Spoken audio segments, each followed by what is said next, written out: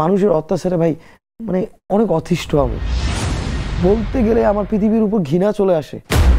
ধর্মকেন্দ্রিক যে একটা ফোবিয়া সব জায়গায় প্রচার করে দেওয়া হয়েছে এবং এটা খুব এক্সট্রিম লেভেলে নিয়ে গেছে অনেকে, যে কুকুর দেখলেই নাপাক প্রাণী এবং ওকে কাছে আসতে না দেওয়া, ওর প্রতি খারাপ আচরণ করাকে অনেকে জায়েজ করে ফেলেছে। ওই কুকুরকে যেভাবে মারছে আমাকেও মারছে। প্রাণী, ওটাকে যে আল্লাহ তৈরি করেছে, এই বোধটুকু পর্যন্ত নাই এদের। এ বয়সে আমার বাবা মাকে আমি ইনকাম করে খাওয়াবো, সে বয়সে তার ছেলে আমি রাস্তায় বসে কুকুরদের ট্রিটমেন্ট করতেছি।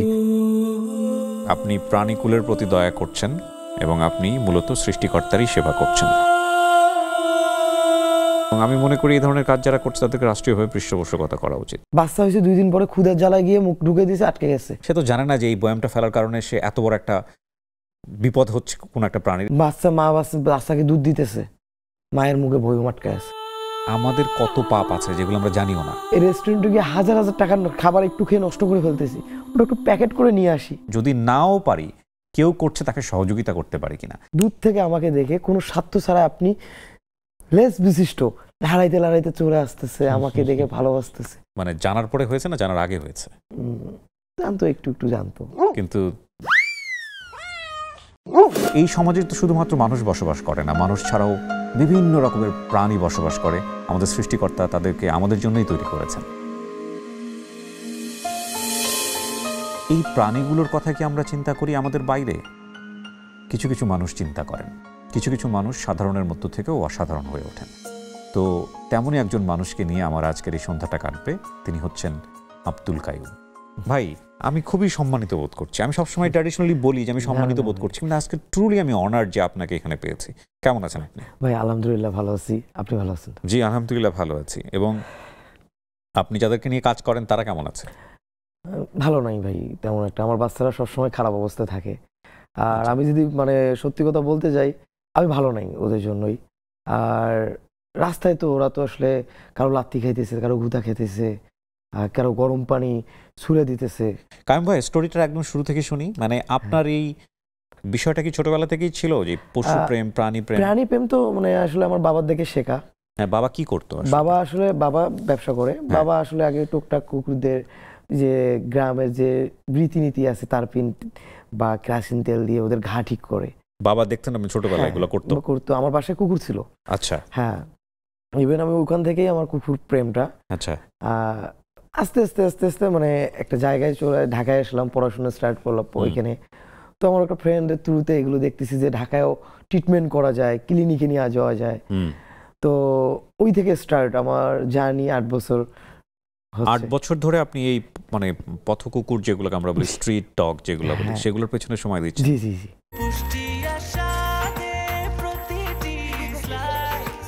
ব্রেকফাস্ট, টিফিন কিংবা স্ন্যাক টাইমে মজাদার আয়োজন মানে অল টাইম ব্রেড। আমার 8 বছরের জার্নি, পড়াশোনা অনার্স কমপ্লিট করার পর আমার একটা কাহিনী বলি। অনার্স কমপ্লিট করার পরে কিন্তু আমি পড়াশোনা আর করি না, আমার ভিতরে আর ওগুলো ঢোকে না।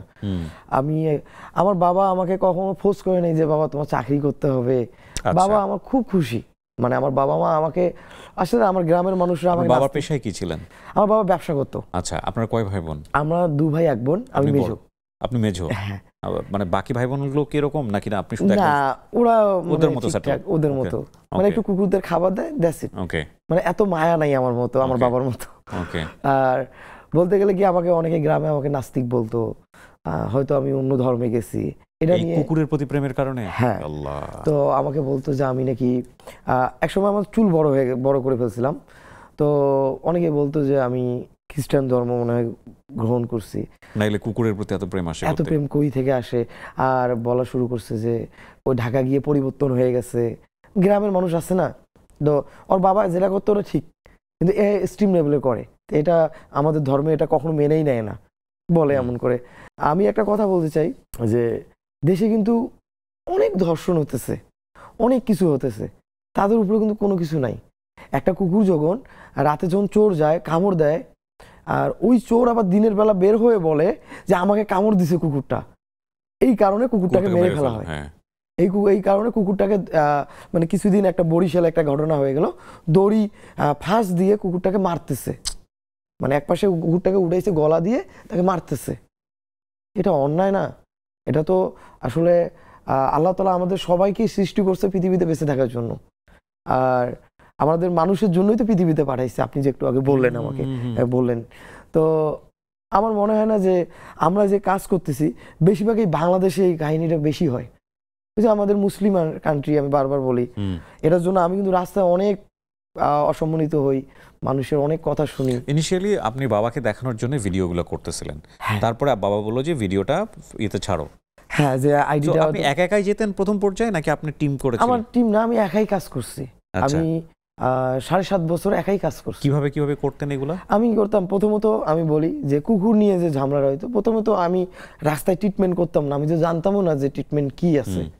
ক্লিনিকে নিয়ে যেতাম কোলে করে, সিএনজিতে নিত না, রিক্সা করে নিতাম, তখন ভাড়াটা বেশি হয়ে যায়। সাপোজ আমি গুলশান থেকে মিরপুরে যাব, একটা কুকুর নিয়ে গেলে কিন্তু 300 টাকা জায়গায় 600 টাকা ভাড়া দিতে হয়।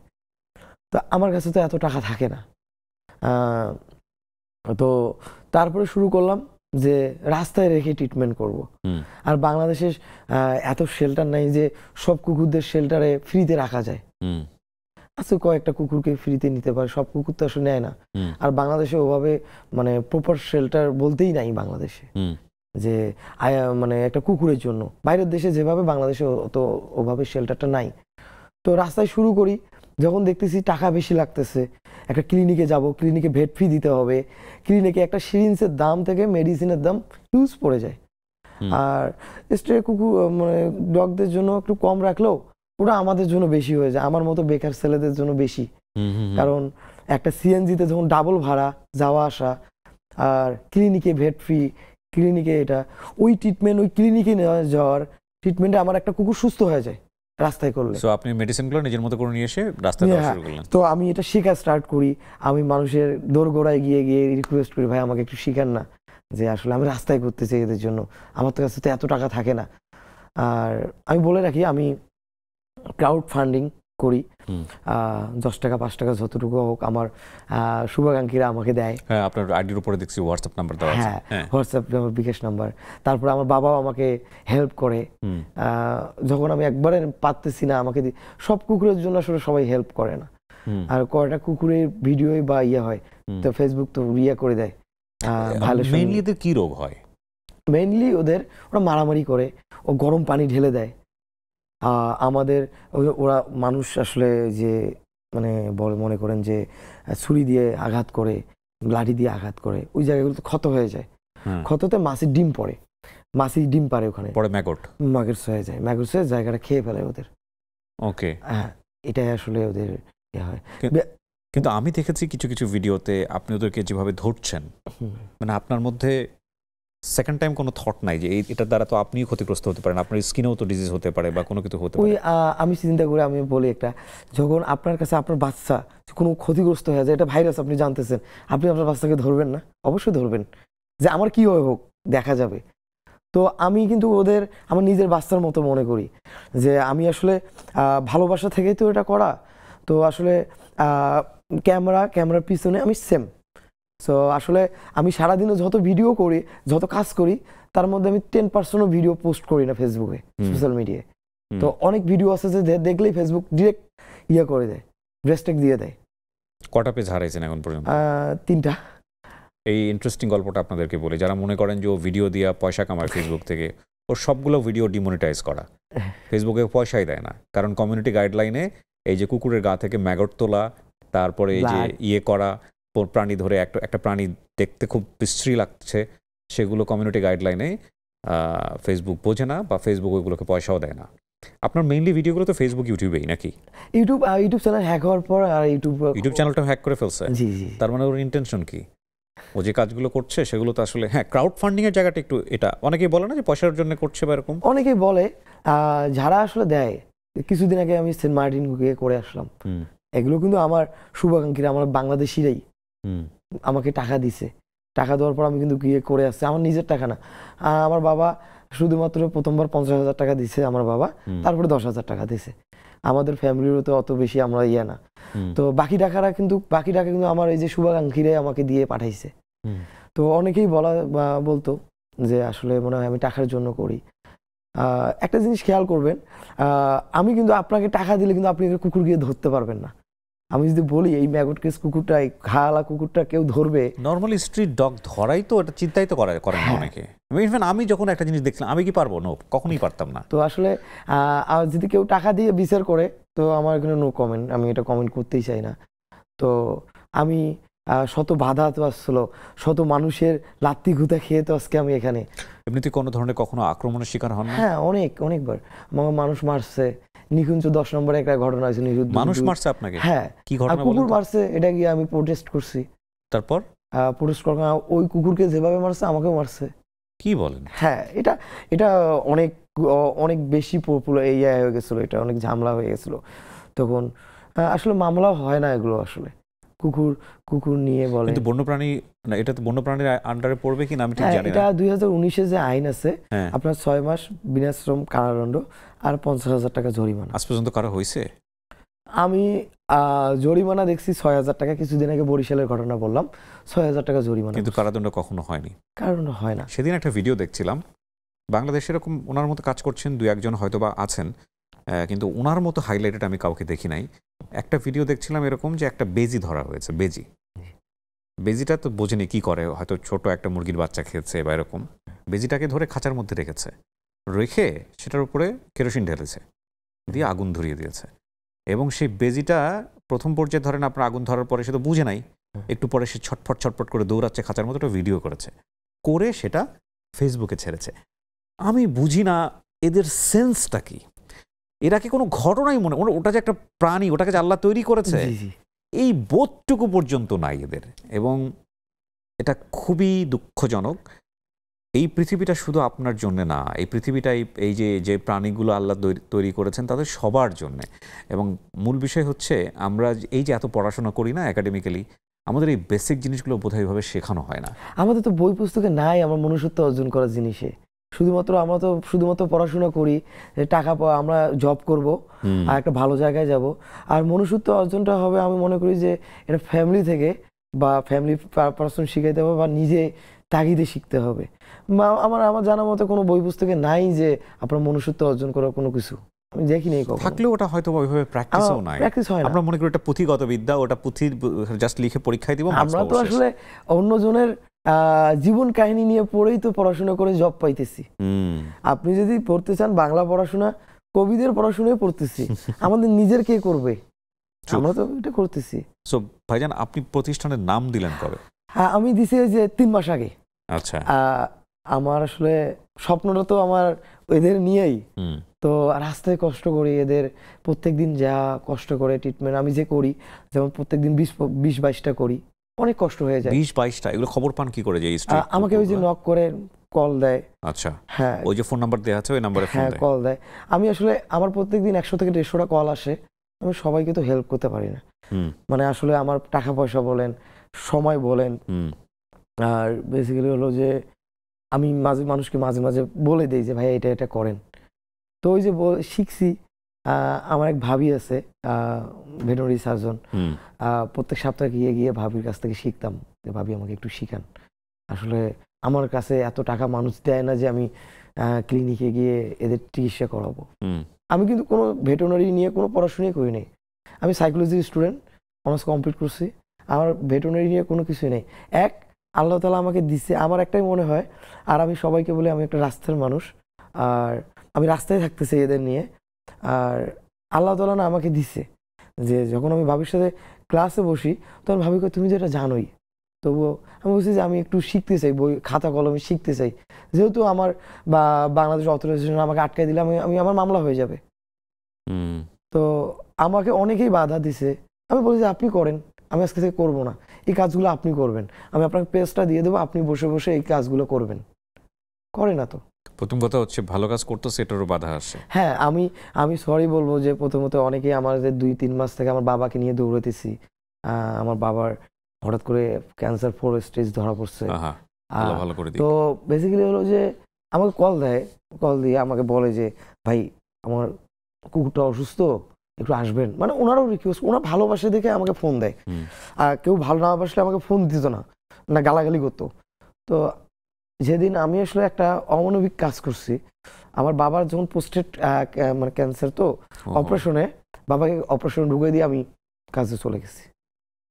মানে এটা আমার কাছে যদি অমানবিক হয়, তো আমার বাবা একটা কথা বলছিল, মানে বাবা সহ আমি তো একসাথে বসে বাবা একটা কথা বলছিল যে তুমি তো আমার অপারেশন করতেই পারবে না, তুমি যার পারো তার কাছে যাও, সময়টা নষ্ট না করে যাও। আমি যতক্ষণ বাবা তো আমার বাবা, আমি জীবনে যদি কেউ যদি আমাকে শিক্ষা দিয়ে থাকে, বাবাই তো আমাকে শিক্ষা দিছে। তো ওই জায়গা থেকে অনেকে ফোন করে আমাকে বকাবকি করতেছে, ভাই আপনি কাজগুলো করতে পারতেছেন না, রাগারাগি করতেছিল। আমি সরি বলি যে আসলে আমি যে একটা সিচুয়েশনের মধ্যে যে এদিকে আমার বাবাকে হসপিটালে যেতে হয়, এদিকে যে কুকুরগুলোর দায়িত্ব নিছি অ্যান্টিবায়োটিক ওগুলো তো কমপ্লিট করতে হবে। বাবা বেঁচে আছে? বাবা বেঁচে আছে, অপারেশন হয়েছে। এখন ক্যান্সারের কি অবস্থা?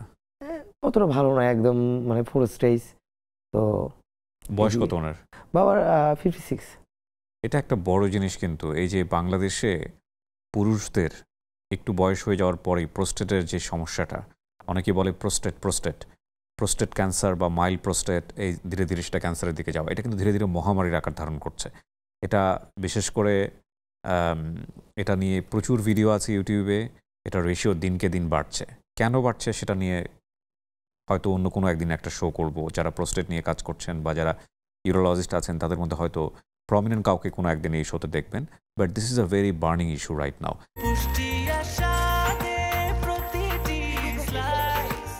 ব্রেকফাস্ট, টিফিন কিংবা স্ন্যাক টাইমে মজাদার আয়োজন মানে অল টাইম ব্রেড। কুকুররা আমরা যতটুকু জানি সাধারণ মানুষের জায়গা থেকে একটা হিংস্র মনে হয় অনেক সময়, বিশেষ করে রাস্তার কুকুর তো অনেক সময় হিংস্র মনে হয়।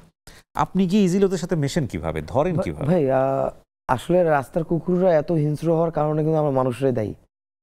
কারণ আমরা লাঠি দিয়ে ছুরি বা পাশে গেলে পানি ঢেলে দিলাম, গরম পানি ঢেলে দিলাম। আমি বলতে চাবো যে এটা না করুক কেউ মানুষ। তো ওই যে হিংস্র হয়, আমি আসলে ওরা আমার কাছে ঘ্রাণ পায়, আমি যে কুকুর নিয়ে কাজ করি আমার ঘ্রাণ পায়। একবার চিনে নিলে সারা জীবন মনে রাখে। আমি আমি সবসময় মানুষকে বলি একটা কথা, যে আপনি একটা মানুষকে 3 বছর খাওয়াবেন, একদিন যদি ঝামেলা হয়ে যায় মানুষের 3 বছরের কথা আর মনে রাখবে না। আর আপনি একটা কুকুরকে একদিন খাওয়াবেন, 3 বছর পর গিয়ে ওই জায়গায় দাঁড়াবেন, ও আপনার পেশের লেজ নাড়বে, সে মানে বুঝতে পারবে 3 বছর পর্যন্ত একটা কুকুরের স্মরণশক্তি থাকে যে এই মানুষটা আমাকে খাওয়াই গেছে। তো আমার কাছে, আর ওরা যে ঘ্রাণ পায়, আমি যে ট্রিটমেন্ট করি অন্য অন্য কুকুরদের, ওরা ঘ্রাণ পেয়েই আমার কাছে কোলে উঠে যায়। আর আমি জানি না কে এমন করে আমার মতো বাচ্চার মতো কোলে নিয়ে ট্রিটমেন্ট করবে। আমি চাই যে মানুষকে এটা দেখানোর যে আপনারা একটু ওদের জন্য সদয় হন। মানে আমার ভিডিওর মধ্যে শুধুমাত্র মানুষকে শুধুমাত্র একটু সচেতন করার, ওদের একটু খাবার দেন, ওদের মারবেন না, ওদের উপর গরম পানি ছুড়বেন না, না পারি খাবার দিতে না পারি ইগনোর করে যাই। বেশি ডিস্টার্ব করতেছে, একটু ঠান্ডা পানি একটু ছিটাই দিলাম, চলে যাবে।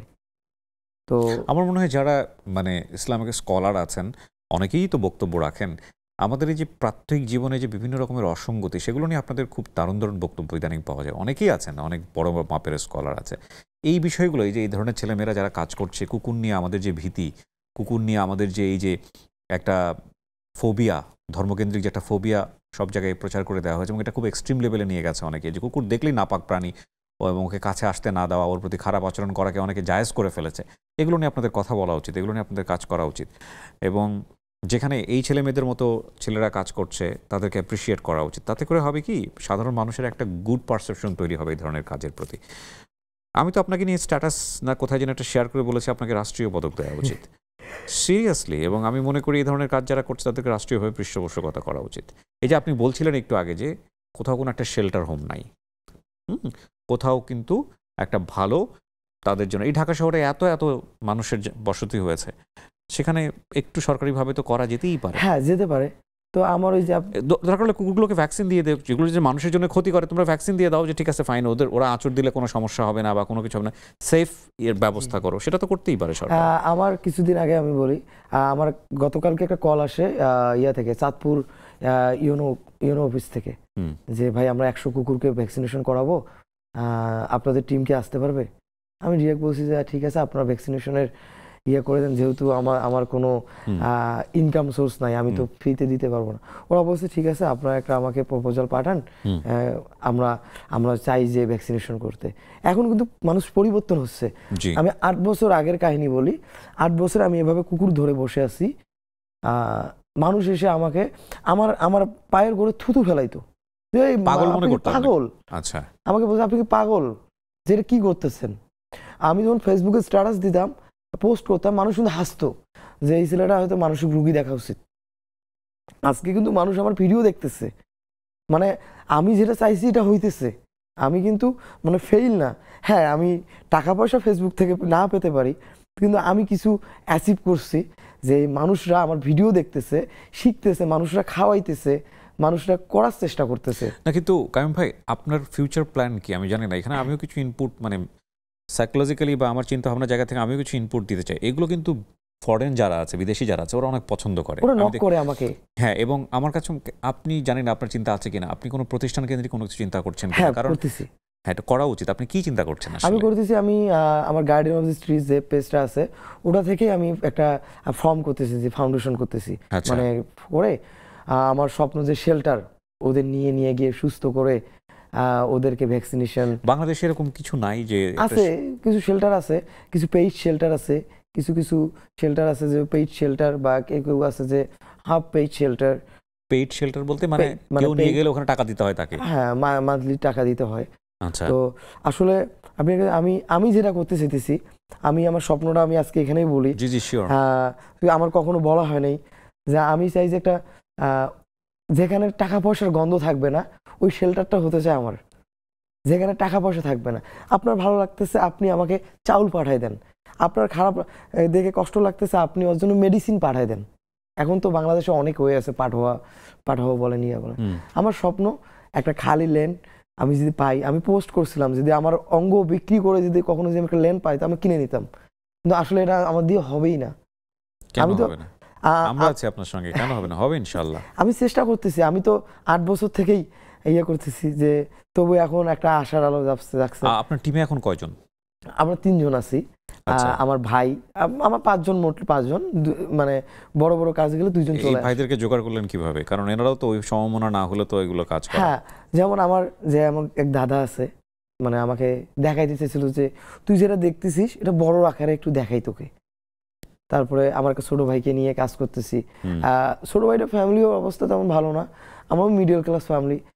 ছোট ভাইকে যে আমি প্রত্যেকদিন আমার সাথে ঘুরে তাকে যে আমি চা খাওয়ার জন্য টাকাটা দিব, ওইটাও দিতে পারি না। সে ফ্যামিলি থেকে অনেক কথা শুনে। ইভেন আমার বাবা মা তো একটু সাপোর্টিভ, তো হয়তো আমার বাবা মা একটু মানে কথা বলতে বলতে মাঝে মাঝে বলেছে পাগলটা ঠিক আছে। বাবা মা আমাকে বলে হয়তো পাগল।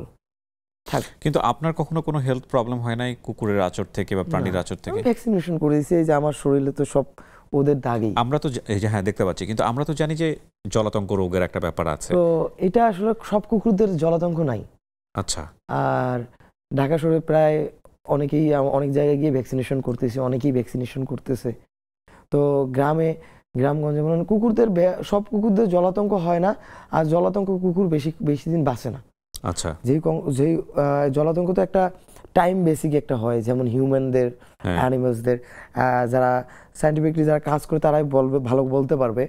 যতটুকু আমার বই পুস্তক থেকে পড়া বা দেখে, একটা কুকুর, র্যাবিস কুকুর কিন্তু 3 দিন বেঁচে থাকে। আচ্ছা। 3 দিন বেঁচে থাকে। 3 দিনের মধ্যে যে তখন তার র্যাবিস আক্রান্ত হয়ে গেলে তখন সে পানি দেখে ভয় পাবে। ও কুকুর নিজেও ভয় পায়? হ্যাঁ। ওই কুকুর যদি হিউম্যান কাউকে টাচ করে? আমি যে র্যাবিস কুকুর দেখে আসছি, আমি জানি না আল্লাহ তাআলা আমাকে ওখান থেকে বাঁচায় ফিরাইছে।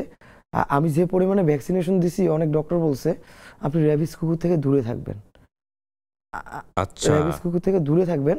আপনি র্যাবিস ভ্যাকসিন তো এত বেশি নিয়ে ফেলতেছেন, ওই সময় কাজ করবে কিনা বলা যায় না। ও, আপনি অলরেডি নিয়েছেন? আমি হিউজ র্যাবিস ভ্যাকসিন নিয়েছি। মানে আচর খাইলেই আপনি আমি আচর খাইলেই নিতে হবে। আপনাকে আল্লাহ মাফ করুক, আপনাকে হারিয়ে ফেলা তো গ্রেট লস। সো আপনার মনে হয় না যে কিছু প্রোটেকশন নিয়ে, লাইক কিছু ড্রেস আপ করে, তারপরে যে কিছু মেশিন দিয়ে অনেক সময় ধরা যায়, এভাবে করা উচিত? আসলে কি জানেন, আমার তো ওই টাকা পয়সাটা তো ব্যাপার আছে, আর আমার লোক জনবল ওই জিনিসগুলো নিয়ে যাওয়া। আমি তো একটা বাইক আমার বাবা দিয়ে দিছে, বা আমার ভাইয়ের বাইকটা আমি নিয়ে চালাইতেছি। তো ওই বাইকে হাইয়েস্ট গেলে একটা ক্যাচিং পুল নিতে পারি, আর নেটও নিতে পারি না। তো ওই যে অনেকেই বলে যে প্রোটেকশন, ভাই আসলে রাস্তার কুকুরদের জন্য প্রোটেকশনটা হয় না, হয়ে ওঠে না। যখন দেখার পর হয় যে পরিমাণে ক্রেজি থাকে, আমি যে পরিমাণে মানুষের কথাবার্তা, মানুষের চিল্লা হাল্লা ধরতেছে, গাড়ি এসে লাগাই দিতেছে, ধাক্কা দিতেছে, মানুষ এসে উপরে পড়তেছে, তখন কিন্তু ভাই প্রোটেকশনটা না হয়, সবাই ম্যাজিক দেখার মতো রাস্তা দিয়ে দাঁড়ায় যায় যে কি হইতেছে দাঁড়ায় দেখতেছে, অনেকে মানে বকাঝকা করতেছে। এখন বকাঝকাগুলো কম পাইতেছি, অনেকেই বলতেছে হ্যাঁ উনি ওনার ভিডিও দেখছি, উনি ভালো কাজ করতেছে, এটার জন্যই মানে এখন কম গালিগালাজ শুনি, আগে হিউজ গালিগালাজ শুনছি। রাইট। আমরা যেহেতু জলাতঙ্ক নিয়ে কথা বলছি, রাবিস না ভাইরাস, র্যাবিস, প্রাণীদের আঁচড় কাটলেই আপনি সঙ্গে সঙ্গে হাসপাতালে গিয়ে টিকাটা নিয়ে নেবেন, কারণ কোন প্রাণীতে আছে আপনি তো জানেন না। সো আদর করেন, ভালোবাসেন, ঠিক আছে, কিন্তু সতর্ক থাকতে হবে, কারণ এই রোগটা হলে আমরা যতটুকু জানি যে মৃত্যু ছাড়া আর কোনো পথ নাই। তো এবং এই জল যে আতঙ্কটা, এটারও একটা সায়েন্টিফিক ব্যাখ্যা ডেফিনেটলি আছে। আপনারা ইউটিউবে ফেসবুকে সার্চ করলে পাবেন যে এই ভাইরাসটা ধীরে ধীরে গলার দিকে চলে আসে বা তখন আর পানি নিচ দিয়ে নামে না আলটিমেটলি।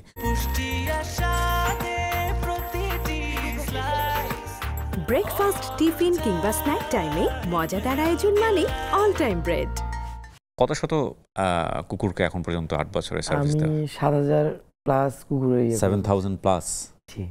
আর টিকা নিয়েছেন কতগুলো এখন পর্যন্ত? হিসাব ছাড়া, হিসাব করে নেই। আল্লাহ। আর আমি একটা কথা বলি, কিছুদিন আগে ফায়ার সার্ভিস একটা কুকুর ভিতর ঢুকেছে ড্রেনের ভিতর, 3 দিন ওরা গিয়ে করে নেই, মানে করতে পারবে, ওই যে ওনারা দেখছে যে মানুষের মলমূত্র পার হয়ে যেতে হবে। আমার কিছু কিছু ভিডিও আছে এমন যে ওরা দাঁড়ায় আছে 3 দিন, বাচ্চাটাকে কোনো জায়গা থেকে খাইতে পারতেছে না, ওই জায়গায় আটকায় আছে, মানে ড্রেনের পানি চলতেই আছে, একটা জায়গায় দাঁড়ায় আছে। তো আসলে আমাদের বাংলাদেশে এমন একটা জিনিস যে সবাই যে মলমূত্র এগুলো দেখেই। আর দ্বিতীয়ত হলো আমি ওই জায়গায় ঢুকে যাই। আমি সেদিন সেন্ট মার্টিন থেকে আসি, এসেই আমি বাসায় মানে গেটে ঢুকছি, ওখানে ফোন আসে যে ভাই 3 দিন থেকে ফায়ার সার্ভিস চেষ্টা করতেছে, আইসা পারতেছে না, আপনি একটু আসবেন। ঠিক আছে, যেহেতু বাসার কাছেই তো যাই, গিয়ে দেখি যে সব মানে সবাই দাঁড়ায় আছে যে ভাই এখান থেকে একটু ঢেল মারলে চলে আসবে সাঁতার কেটে। তো আসবে না তো, আমি যখন জানি আমি পড়ে গেলে আমি মরে যাব, আমি তো লাভ দিব না। একটা প্রাণী, সে তো বুঝেই, একটু হলে তো বুঝে যে এখানে কি হইতেছে। আর ওইখানে মলমূত্র, ওরা তো নামবেই না। তারপর নামলাম আমরা এক বুক ইয়া, তো যেখানে কেউ যেতে পারতেছে না ওখানে আমার যেতে হইতেছে। আমাদের বাংলাদেশের সিস্টেম ব্যবস্থাটা একটু হলে ভালো হয়। আমি কাউকে দোষারোপ করতেছি না। আপনি অনুভব করেন কিভাবে এদেরকে? মানে আমরা তো পারি না, আপনার কাছে কি কাজ করে? আমার কাছে একটা ফিল কাজ করে যে আমার কাছে তো ওরাই সব। আমি যদি বলতে পারি, আমি যদি পৃথিবীতে কারোর জন্য মরে যেতে পারি, দুইটা জিনিসের জন্য মরে যেতে পারবো। এক আমার মা বাবার জন্য, এক প্রাণীদের জন্য। আর আমি কারোর জন্য, কোনো মানুষের জন্য আমি কখনো চোখের পানি ফেলতে পারবো না। আমি প্রত্যেক দিন ওদের জন্য চোখের পানি ফেলি। দ্বিতীয়ত আমার বাবা মার জন্য, ওদের জন্য, ওরা যে আমাকে আশা করে পৃথিবীতে নিয়ে আসছিল। হয়তো আমি আমার মা বাবাকে বলি, হয়তো আল্লাহ তাআলা আমাকে এই জন্যই পাঠাইছে, তুমি এটার জন্যই তোমাকে পাঠাইছি আমি। আর আমি এটা বিশ্বাস করি, আমি তো আসলে মুসলিম, আমি পরকাল এহকাল সবই বিশ্বাস করতে হবে আমার। আর আল্লাহ তাআলা সৃষ্টি যেহেতু, আর আমি যে মনে করি যে আমার বাচ্চা, তো আসলে ভালোবাসতে গেলে না, ওই যে বললাম তো, ভালোবাসার জিনিসটা এমন যে এখানে কখনো ঘৃণা বা এই জায়গায় ময়লা পড়ে আছে, এই জায়গায় মানুষের মলমূত্র পড়ে আছে, ড্রেন, বা এই জায়গায় গেলে আমার ক্ষতি হবে, ওটা তো আমার মাথায় আসে না। আর আমার মাথায় জাস্ট সব ব্লক হয়ে যায়, ওরে বাঁচাবো কীভাবে? যেমন 6 তলা বিল্ডিং থেকে নামতেছি, অল্প ছোট কিছু প্রোটেকশন নিয়ে নামতেছি, জিপ জিপ করে, পড়ে গেলে কিন্তু মরে যাবো, বা আমার সারা জীবনের অচল হয়ে যেতে পারবো। তো আমি মাঝখানে অফ করে দিই বিল্ডিং নামাগুলা। আমার মা খুব পরিমাণে টেনশন। একটা ব্যক্তিগত প্রশ্ন করি, আপনার কখনো গার্লফ্রেন্ড হয়েছে? হ্যাঁ হয়েছে, একটা ছিল। আপনার গার্লফ্রেন্ড মানে জানার পরে হয়েছে না জানার আগে হয়েছে? জানতো, একটু একটু জানতো, কিন্তু হ্যাঁ হ্যাঁ গার্লফ্রেন্ড হয়েছিল। একটা গার্লফ্রেন্ড, আমার 5 বছরের রিলেশনশিপ ছিল। এগুলো পছন্দ করতো? একটু একটু পছন্দ করতো, বেশিরভাগ হলো ভাই আসলে প্রেম জিনিসটা আসলে মানুষের সাথে কখনো হয় না। আমি পশু পাখি তো আসলে পছন্দ করি, এরাই তো আমার সব কিছু। তো আপনি বললাম তো, ওই যে পশু পাখি প্রেম বোঝে, ভালোবাসা বোঝে। আপনি একটা মানুষকে কখনো ভালোবাসতেই পারেন না। আমাদের পৃথিবীটা হলো, এটা হলো স্বার্থে চলে পৃথিবী, একজন একজনের আমরা পরিপূরক। সো আমার বাবা আমার মাকে বিয়ে করছে পরিপূরক হয়ে, ভালোবেসে না, ভালোবাসা না কখনো। আমি কখনোই মনে করি না, আমি যদি কখনো বিয়ে করি এটা হয়ে যাবে একটা হেল্প, মানে আমার লাইফের, আমার জেনারেশন। তো এটা ভালোবাসা না আমার কাছে। আমার কাছে ভালোবাসার মিনিংসটা হলো যে আপনি দূর থেকে আমাকে দেখে কোনো স্বার্থ ছাড়া আপনি লেস বিশিষ্ট লড়াইতে লড়াইতে চলে আসতেছে, আমাকে দেখে ভালোবাসতেছে, এটাই ভালোবাসা আমার কাছে। তো সামহাও এই সম্পর্কটা কি কোনো না কোনোভাবে ইফেক্ট ফেলছে আপনার বর্তমান জীবনে? লাইক থাকে না ওই রিয়েলাইজেশন থেকে আপনার প্রাণীগুলোর প্রতি আরো বেশি ভালোবাসা বাড়ছে? হ্যাঁ, তো আসলে আমি বললাম না যে আমি একটা মেয়ের জন্য মানে অনেক দূর, মানে মানে চুয়াডাঙ্গা, আমি কখনো কোথাও শেয়ার করি নাই, বলেই ফেললাম, ওখানে পর্যন্ত দৌড়াতাম, যে রাস্তায় ঢাকার কুকুর কাজ করে আমি তার সাথে দেখা করতে যেতাম, আর সে যখন কলেজে পড়তো। তো আমি সব থেকে একটা ভুল কাজ করি, ঈদের দিন চলে যাই তার সাথে দেখা করতে। আসে না যে ছোট, মানে তখন তো অনেক ছোট ছিলাম, ভার্সিটিতে পড়ি, সে স্কুল মানে কলেজে পড়তো। তো মানে এত এত ইফোর্ট, কি হলো দিন শেষে? ব্রেকআপটা কেন হলো? জাস্ট আমার কোনো ফিউচার নাই, আমি রাস্তার একটা, আমি তো পরিচয় দিই আমি রাস্তার মানুষ। এটা একটা বিশাল স্যাক্রিফাইস। এরকম ভাবে চললে তো একদিন সংসারও হয়তো বা হবে না। না, আমি এটা এই যে করতেই চাইতেছি না। এই জন্য আর আমার লাইফে একবার ভুল হয়ে গেছে, একা আসি, বাচ্চাদের নিয়ে আসি। অনেকেই বলে আমরা সাইকো, না, আমাদের পরিবেশে সাইকো বানায় দেয়, যে কেন আমাদের সাথে মানে থাকবে না ওরা। আসলে আমরা যে জিনিসটা চাই, যে জিনিসটা ফিল করি, সবাই তো করে না। যে আসলে আছে না, ওই যে কিছু কিছু মুভি সিনেমায় আছে যে একটা মেয়ের জন্য পৃথিবীর সব কিছু ইয়ে করে দেবে। আমি তো হিরো না, আমি তো ভিলেন। আমি বলি আমার বাবা মাকে, প্রত্যেক দিন গিয়ে আমি ভিলেনের ক্যারেক্টার মাকে বলি, মা তোমার ছেলে কিন্তু ভিলেন। কয় আমার এই ভিলেনটাই আমার কাছে সব কিছু। আমার মা যখন আমাকে জোরে ধরে কপালে চুমু দেয় না, পৃথিবীর সব থেকে ভালোবাসা ওখানেই আমার কথা হয়। আমি সন্তান হয়ে যখন এ বয়সে আমার বাবা মাকে আমি ইনকাম করে খাওয়াবো, সে বয়সে তার ছেলে আমি রাস্তায় বসে কুকুরদের ট্রিটমেন্ট করতেছি। সেখানে আমাকে মানুষ তো দূরের কথা, আমার বাবা মা আল্লাহ তাআলা আমাকে এভাবেই পাঠাই দিছে যে তুই সবার কাছে লাত্তি ঘুতা খাবি, তুই বাবা মার কাছে যে ঠিকই তুই তোর মানে প্রাউড ইয়াটা পাবি, যে কেউ হয়তো তোকে মাথায় তুলে রাখতেছে। যে 1 টাকাও ইনকাম করে আমার বাবা মাকে খাওয়াইতে পারি নাই, কিন্তু আমার ওই বাবা মা মানে বাইরে বের হলে আমাকে সারাদিন আমার ছেলে এটা। কায়েম ভাই, আপনি বললেন নিজেকে যে পাগল বলে। আমি আমার শোতে যখন আপনি কথাটা বলছিলেন তখন আমি চিন্তা করছিলাম যে আমাদের সমাজে যদি বিভিন্ন সেক্টরে আপনার মতো কিছু পাগল থাকতো, এই সমাজটা হয়তো অনেকখানি চেঞ্জ হয়ে যেত। হ্যাঁ, আপনার মতো পাগলের খুব দরকার আমাদের সমাজে। আজকে একজন কায়েমকে এনে আমি আমার অনুষ্ঠানে একটা জিনিসই দেখাতে চেয়েছি, সেটা হচ্ছে এই কায়েমরা বাংলাদেশে আছেন। কেউ কেউ হয়তোবা যাদেরকে আমরা সামাজিক যোগাযোগ মাধ্যমের কল্যাণে চিনছি, কেউ কেউ হয়তোবা সামাজিক যোগাযোগ মাধ্যমটা বোঝেনি না, নীরবে নিভৃতে কাজ করে যাচ্ছেন। এবং আমরা কখনোই আমাদের সার্কামস্ট্যান্সেস দিয়ে এই মানুষগুলোকে কিন্তু বিচার যাতে না করি। আমি অনেক মানুষকে জানি যারা নিজের পকেটের পয়সা খরচ করে চলে যায় বনে বাজারে প্রাণীকুলের সেবা করতে। এবং এই যে টানটা, এই যে প্রেমটা, এটা আপনি না বুঝলে, ঠিক আছে সবাই যে সব কিছু বুঝে বিষয়টা এরকম না, কিন্তু ইরেসপেক্ট করেন না, অসম্মান করেন না। হ্যাঁ, কারণ সে কোন বেদনা থেকে করছে, কোন ভালোবাসার জায়গা থেকে করছে, এবং সেটা যে অনেক মহিমান্বিত এবং অনেক প্রশংসিত হতে পারে আপনার সৃষ্টিকর্তার কাছে, সেটা কিন্তু আপনি জানেন না। কায়েম ভাই, আপনি কি শুধু মানে কুকুরের সেবাই করেন নাকি অন্যান্য সব প্রাণী? বিড়াল মাঝে মাঝে যেতটুকু পারি, যেমন মাঝে মাঝে এক ভাইয়ের সাথে বানর খাওয়াইতাম, মানে পারি। আমার তো আসলে ওভাবে ফান্ডিং আসে না, তো আমার আসলে দিন শেষে চিন্তা করতে হয় আজকে কোন কাজটা করতে যেতেছি, পারবো কি পারবো না, বাচ্চাটা কি বাঁচাইতে পারবো, মানে এই টেনশনগুলোই সারাদিন মাথায় থেকে যায়। যে হয়তো কোনো একদিন আসার আলো দেখতে পারবো, যে ঘুম থেকে উঠে দেখবো যে আমার একটা শেল্টারে কুকুর হাজার ভরা খাবার আছে, আমার টেনশন নাই, বাচ্চা নিয়ে এসে ঢুকাইতেছি।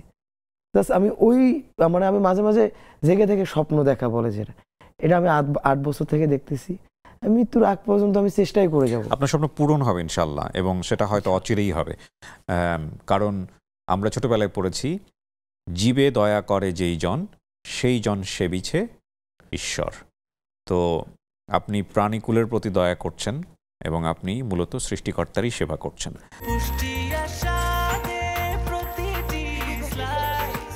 ব্রেকফাস্ট, টিফিন কিংবা স্ন্যাক টাইমে মজাদার আয়োজন মানে অল টাইম ব্রেড।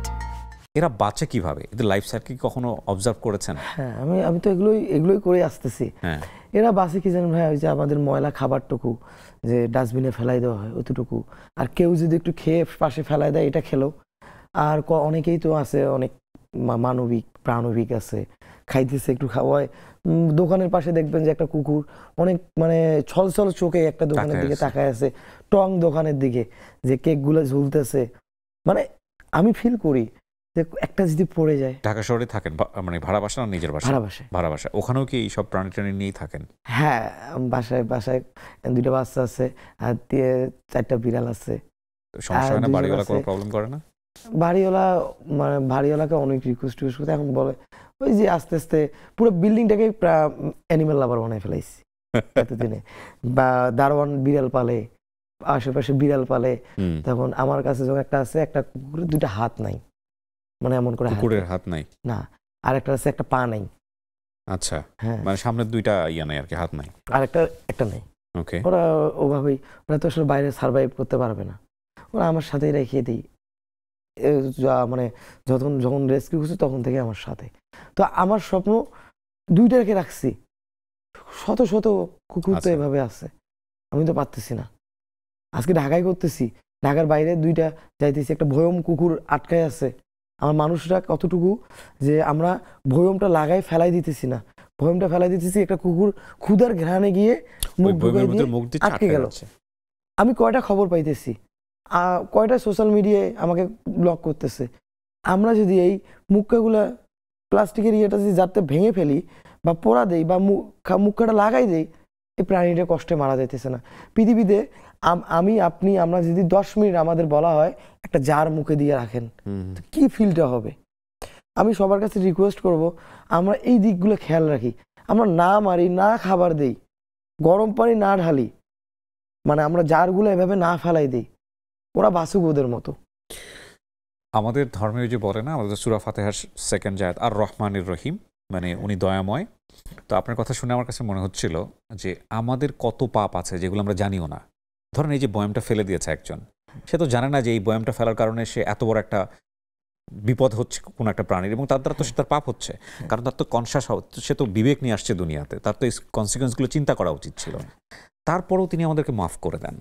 আল্লাহ মাফ করে দেন, কিন্তু এই কষ্টটা আছে না, এই কষ্টটা একটা প্রাণীর কষ্ট। না খেয়ে শ্বাসরুদ্ধ হয়ে যাচ্ছে, পানি খেতে পারতেছে না। আপনি জানেন, আমি একটা কুকুরের মা বাচ্চা সেদিন পাবনায় গেছিলাম, জন্মসদ্য বাচ্চা, 7 দিনের বাচ্চা হয়েছে, 2 দিন পরে ক্ষুধার জ্বালায় গিয়ে মুখ ঢুকে দিয়েছে, আটকে গেছে। বাচ্চাকে দুধ দিতেছে, মায়ের মুখে ভয়ম আটকে আছে। খুবই অমানবিক এগুলো আসলে ভাই কি জানেন, জানতেছি না, বুঝতেছি না, এত মানুষ অন্যায় করতেছি, এত মানে ভাই বলতে গেলে আমার পৃথিবীর উপর ঘৃণা চলে আসে। আমি ভাই সত্যি কথা, আমি কিন্তু মানবিক আমি বলি না, আমি প্রাণকে নিয়ে আসি, প্রাণকে আমি অনেক ভালোবাসি, মানুষের অত্যাচারে ভাই মানে অনেক অতিষ্ঠ আমি। এবং আমাদেরও সেন্স কাজ করে না যে আমরা ধরেন আপনি যেটা এরকম একটা দেখে আপনার ভিতরে অন্তর কাঁদছে, আপনার চোখে বারবার পানি। আমি জানি না আজকের ক্যামেরায় কতটুকু ধারণ করতে পেরেছে। আমি আপনার কাছাকাছি বসে দেখেছি, আপনার বহুবার আপনার চোখে পানি এসছে, চোখ লাল হয়ে গেছে। আমরা হয়তো আমাদের দর্শকদের বোঝাতেও পারবো না যখন এই প্রাণীগুলোর কথা আপনি বলেছেন। এটা ঠিক যে আমাদের সামনেই হয়তো এরকম একটা ঘটনা ঘটে, কিন্তু আমাদের অন্তর টাচ করে না, এবং আমরা পাশ দিয়ে হেঁটে চলে যাই। হ্যাঁ, আপনার মতো হয়ে যারা কাজ করতে চায় তাদের জন্য কিছু বলতে চান আপনি? হ্যাঁ, আমি বলতে চাই, আমি যদি শেল্টারটা দিতে পারি ভবিষ্যতে, আমি সবাইকে মানে নক করব, সব জেলা থেকে সবাইকে তার জেলায় গিয়ে শিখাবো, বা ভাই এটা পারো না, এটা একটু করো। সবাই তো করবে না, একটা জেলার মধ্যে তো অনেক মানুষ আছে, তার মধ্যে তো একটা মানুষ ইচ্ছুক হবে যে আমি একটু করি বা আমি একটু যাই। আমার শেল্টারটা বানাবো শুধু ইয়ে না, আমি একসময় আমার খুব শখ, আমি একটা ক্লাস নিব, দ্য পেইড ক্লাস, যে আমি এই পেইড ক্লাসের টাকা দিয়ে আমি ওদের খাওয়াবো। আমি ক্রাউড ফান্ডিং একসময় করবো না, আল্লাহ তাআলা যদি আমাকে দেয়, আমি এটা অন্য কোনো দেশ হলে হয়ে যেত এতদিনে। আমি একটা ক্লাস নিতে চাবো, কিভাবে আমি রাস্তার বাচ্চাদের হ্যান্ডেল করি, কিভাবে তাদের আমি ট্রিট করি, একটা বাচ্চা কীভাবে ট্রেন করতে হয়। বা আমার ভাতিজা আছে, আমার ছোট্ট একটা আমার ছেলে বলি, অনেকে জানে আমি ম্যারিড, কিন্তু আমি ম্যারিড না, ছেলে পরিচয় দেই। অনেকের ভুল ধারণা যে উনি তো ম্যারিড। আমি কিন্তু ম্যারিড না। আমি এটা এটা অনেক ঝামেলায় পড়ে ম্যারিড পরিচয়টা দেই আমি। আমার ছেলে আছে আমার থেকে তুখার, আমি তো শিক্ষা দিতেছি, আমার বাবা মা তো শিক্ষা দিতেছে, ওই গিয়ে কুকুরকে জড়াই ধরতেছে, নামলেই কুকুরের জন্য কেক খাওয়াইতেছে, মনে হয় ও কুকুরের সাথে বসে।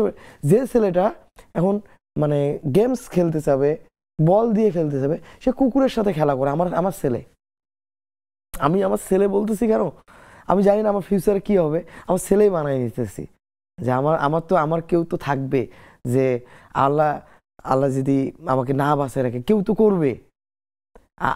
আমার বাবা মা তো যদি বাবা মার আগে যদি আমি কখনো চলে যাই, আমার বাবা মা তো আমার ভিতরে তাকে দেখতে পারবে যে আমার ছেলের মতো কেউ করতেছে। আমি চাই যে পুরো বাংলাদেশে আমি এটা ছড়াই দিতে। আমি কোনো কিছু স্বার্থ নিয়ে আমি আমি এটার জন্য করতেছি না। আমি শুধু চাই যে ওরা ভালো থাকুক, আপনারা শেখেন, আপনারাও একটু করেন। আপনারাও 10 টাকা খাইতেছি, আমরা তো রেস্টুরেন্টে গিয়ে হাজার হাজার টাকার খাবার একটু খেয়ে নষ্ট করে ফেলতেছি, ওটা একটু প্যাকেট করে নিয়ে আসি।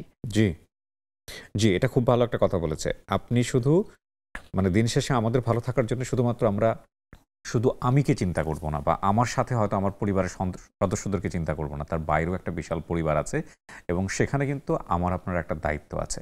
সেই দায়িত্বটা যদি একটু মাথায় রাখি, যে আমি যখন বাসায় ফিরছি আমার তো বাড়িতে একটা কুকুর আছে, সো ওর প্রতি একটু সদয় হওয়া, বা আমি যখন রাস্তায় আছি তখন একটা কুকুরকে বা কোনো প্রাণীকে বিপদে দেখেছি, আমি কিছু করতে পারি কিনা, যদি নাও পারি কেউ করছে তাকে সহযোগিতা করতে পারি কিনা।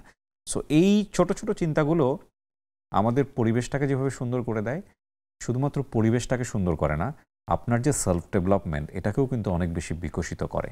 দিন শেষে আত্মতৃপ্তি বলে একটা কথা আছে, এই আত্মতৃপ্তিটার জন্যেও কিন্তু এই বিষয়টা খুবই গুরুত্বপূর্ণ। আমি খুব চমৎকার একটা সময় কাটিয়েছি আজকে, এবং কাইম ভাই আমার অনুষ্ঠানের অনেক অসাধারণ গেস্ট আসছে, তো আমি কারোর সাথে কারো কম্পেয়ার করতে চাই না, বাট আমার কাছে মনে হলো ট্রুলি একজন অসাধারণ মানুষের সামনে বসে কিছুক্ষণ কথা বললাম। আপনি আপনার কাজ নিয়ে এগিয়ে যাবেন এবং আপনি যে স্বপ্নটা দেখছেন এই অবলা প্রাণীদের জন্য, সেই স্বপ্ন পূরণ হোক, এই দোয়া থাকছে, এই প্রত্যাশা থাকছে। অনেক ভালো থাকুন আপনি। দর্শক, এই ছিল আমাদের আজকের আয়োজন। যারা তখন আমাদের সঙ্গে ছিলেন তাদেরকে বলবো যে আমরা প্রত্যেকেই আমাদের নিজ নিজ জায়গা থেকে একটা উদাহরণ সৃষ্টি করার জন্য কাজ করি। সেটা হতে পারে পরিবারে, সেটা হতে পারে কমিউনিটিতে, সেটা হতে পারে আরও বৃহৎ আকারে। যেটাই যে করছি না কেন, আমরা যেন সবসময় চিন্তা করি শুধুমাত্র আমরা না, আমাদের বাইরেও প্রাণীকুল আছে যাদেরকে নিয়ে এই পৃথিবী, এবং তাদেরকে ভালো রাখার দায়িত্বটা কিন্তু আমাদেরকে দেয়া আছে, সেটা যেন ভুলে না যাই। আজকের মতো এই পর্যন্ত। আসসালামু আলাইকুম।